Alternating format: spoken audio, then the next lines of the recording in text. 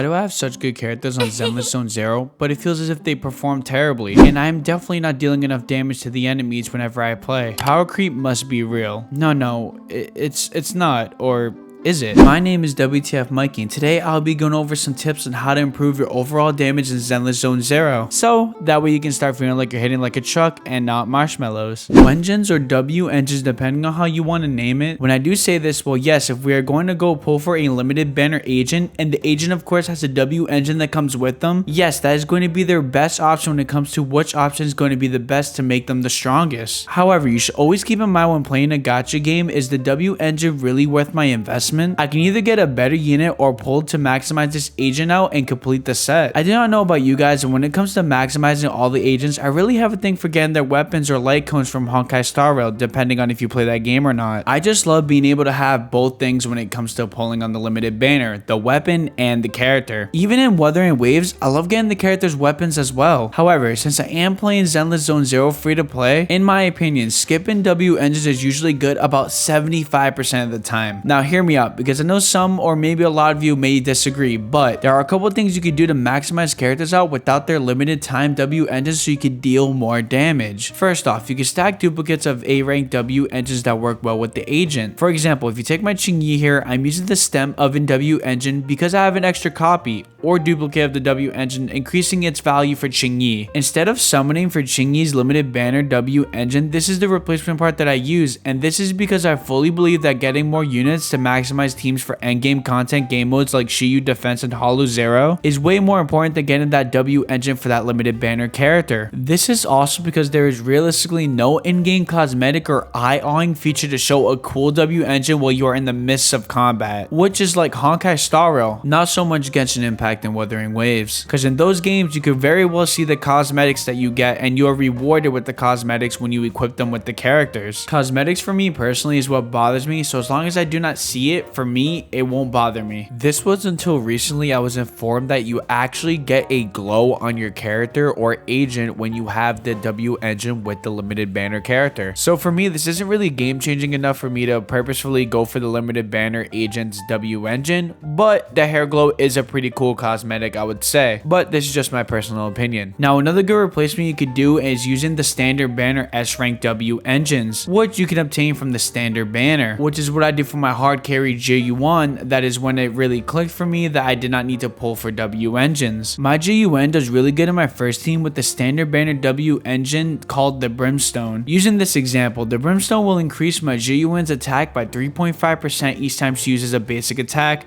dash attack, or a dodge counter, and it will also stack up to 8 times. This W engine is a perfect fit for my Zhiyuan as she is my main carry and is on field for most of the time. Even before I got my Qingyi, I would use Ambi as my main stun character, and she would get the job done on my main team for a stun character. S rank standard banner W engines can also be calculated for future pulls. For example, I summoned my S ranked Brimstone W engine early, which led me to pulling my Zhiyuan without her signature W engine, because the Brimstone is really strong for her as a replacement, and as I mentioned before, there is no cosmetic difference when you are in game, unless of course if it really bothers you that bad and you do not have both. But strategically, I think this is the best for low spenders and free to play. At least this is the approach that I'm taking as a free to play player when it comes to Zenless Zone Zero. But of course, at the end of the day, play the game how you want to play it and summon who you want to summon and summon whatever you want to summon. But if you are one of those players that are trying to get the most value out of your account as a low spender or a free to play, then I would heed this advice. When it comes to games that require multiple characters on the team, of course you need to know about team building, as it's an essential part of the game that will help you in dealing more damage. Understanding which characters work together well is very important. A good example of this is my Zhiyuan, Qingyi, and Nicole team with the Resin Boo. Now I use Qingyi as my main stun character for this team because she is very good with their stun potential and how frequently she stuns the enemies, so I can trigger a lot of chain attacks. Followed up with my main carry or DPS on this team, Zhiyuan, who is really great for damage output and also works well off a good stun character like Qingyi. I mean, they are partners when it comes to the lore of this game, so if they didn't work well together for a team, I would actually be kind of surprised. You are also going to need to understand what every role in the game is. So there are currently attack, stun, support, defense, and anomaly type of characters. Now without going into too much off track here about different character types, what I'm getting at is you can build different team compositions by comboing or putting together a team of different character types that all work efficiently well together. For example, having a great stun agent like Qingyi paired up with a really good attack character like Zhi Yuan is a perfect example of two characters to run together. Xingyi provides lots of value with her stun efficiency, while Zhi Yuan brings high damage capabilities to the team. This is just a minimal explanation. We can go into a tangent about how well these two characters actually perform well together, but this is not that type of video. I was just mainly trying to give off an example. Now with these two teams, you could rock a support type of character to complete the team fully. I personally on one of my many teams would rock Nicole because she can group up the enemies and make it easier for my team to hit more than one enemy at once. And like I said before, there are a lot of other reasons why these characters all work good together, but I am just giving a simple example. So all in all, making sure all your selected agents have a purpose in your team is very important so they can support one another and you can maximize them fully and deal more damage. Now also, when planning your characters and which teams you're going to use to maximize your damage, it is also important to totally focus on your character builds. Starting off with each individual character's Mindscape Cinema. These are very important to look into because when you are building your teams and characters, maybe fielding a character that you have multiple duplicates of is better than fielding a character who you have a single summon on. Because overall, the character you may have multiple Mindscape Cinemas on might do better in your team comp than a singular summon character. This can be a major deal breaker, especially in the endgame content game modes like Shiryu Defense, where you are being timed and doing damage is a necessity. Maybe you might want to consider using a A-ranked agent who you have multiple duplicates of over a singular S-ranked agent. So I would suggest trying to swap out some characters for your A ranks. Do not fall under the misconception that an A ranked agent can't do nearly as much as an S ranked agent, or you'll be missing out on possible characters that can help you clear lots of content within the game. Moving on to the drive disc. Now it is obvious or beginner knowledge that leveling up our characters' levels and abilities will indeed make them stronger. Now what about the actual building the character of themselves? Well, in order to make them stronger, you want to set the correct drive disc to corresponding characters and help them evolve, so that way they can benefit towards your team and deal more damage to you to help clear content. Now there is multiple ways you can build different types of characters, and everyone will have their own opinions on which is right and which is wrong. If you're one of those people who are struggling to build characters, there are always a bunch of good guide websites out there or content creators who specialize in cracking down on the nitty-gritty when it comes to building these characters. They specify why these characters work well with specific drive discs and why you should build them in this way, and pull out a whole entire damage chart and stuff like that, but I'm not that type of creator, so let's not talk about that stuff. Now I'm not going to go into specific detail on which characters you should build with certain drive discs, but basically gaining the knowledge on how to maximize your current own characters will help you in the long run and will benefit you towards your goals and dealing way more damage than you already are. Now this one is very important, and I know it may be confusing to understand why summoning specific characters will affect your damage, but just hear me out. When you're going to summon for a new agent, it is important to think about the limited banner as a whole, and I mean the whole entire banner and its value and how it will help you in the long run. Now what I mean by this is, it is very common for us to think about how the current characters we are summoning for is going to benefit us and our future team in the long run, like I just mentioned before. Now what about the A-ranked agents on the banner you are summoning on? It is very important to think of the probability of characters you may obtain while trying to go for that special character to finish the team comp you are building. Remember what I said earlier in this video about the Mindscape Cinemas? Well, you could basically strategize your pulls, especially if you're a free-to-play player, and gaining these Mindscape Cinemas for your team. Now in the early game of Zenless Zone Zero, if you are one of those players who have been playing since launch, I am sure you probably gain lots of duplicates of the same A-ranked agents. A strategy that I like to use is to help maximize my A-ranked agents is look at the ones that I have the most Mindscape Cinemas for, and then strategically try to pull on specific banners that have the A-ranked characters that I need one or two more duplicates of to get the maximum amount of Mindscape Cinemas. Now of course, these are just things that I do as a free-to-play player to help my account prosper so I can try to clear the endgame contest within Zenless Zone Zero without struggling as much as a normal player would. The whole thinking about your summoning and what you are actually summoning for actually ties hand in hand with the team building section of this video. Basically, strategizing how you are going to build your whole entire account within the summoning all the way to your team building is very important when it comes to dealing damage. I'll give you guys another example. When you are pulling for a certain limited banner character that you want really bad that will help your team out and you lose your 50-50, sometimes you gotta sit back, reset, and think about what you are going to do for the future of your account, especially if you are a low spender or a free-to-play player. For instance, if I was pulling for Jane Doe and I lost my 50-50 to a character like Grace, then I would start strategizing if it's really worth going for Jane Doe at this point since I lost my 50-50. Is it worth going for 90 extra pulls to try to see if I can guarantee my Jane Doe pull? Or is it better to utilize Grace as a new character that I can use for one of my two teams? And then basically strategize the next guaranteed 5-star limited banner agent that I'm going to go for in the future to help benefit my account in the long run. I would also like to remind you, if a new character comes out and you do lose that 50-50, there is not really a big worry because it is very typical in gacha games that characters have reruns. runs. So really think about if you are going to go for a maximum of 180 pulls for that singular limited banner character, is it really worth it? Those are just some things that I think about when I am summoning for specific agents. Well, that is all I have for today, guys. If you did enjoy the video, please like, comment, and subscribe. Also, join the community Discord pinned in the comment section down below for gacha enjoyers and anime enthusiasts alike. My name is wtfmikxy, and thanks for watching.